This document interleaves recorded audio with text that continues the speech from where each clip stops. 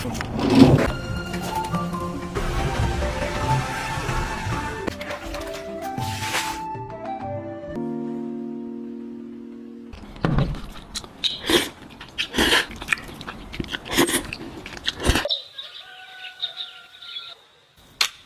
塘镇新建村，方一峰阿伯的番薯地正迎来大丰收。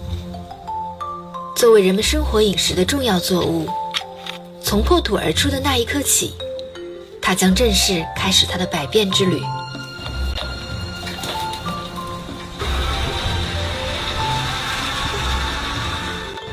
方银芬需要在中午前将一车的番薯清洗干净，送往下一个加工地点。时间紧，任务重，老伴也赶来搭把手。反复冲刷后的番薯再次被送入水桶，像个简易的全自动机，带着水管不停搅动的手臂，就是这台自制机的全部动力。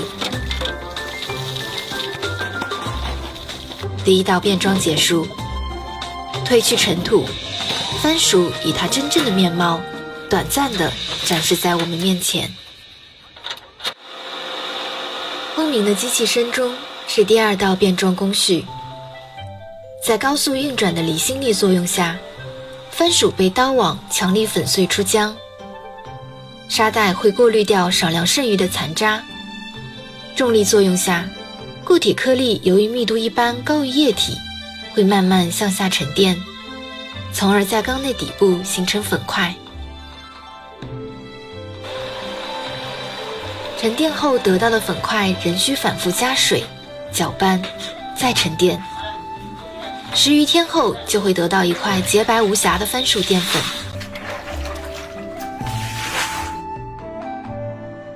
放火嘴上啊！颜色和硬度是检验淀粉是否成功的关键。一切就绪，转场继续。粉房内热气升腾，整齐划一。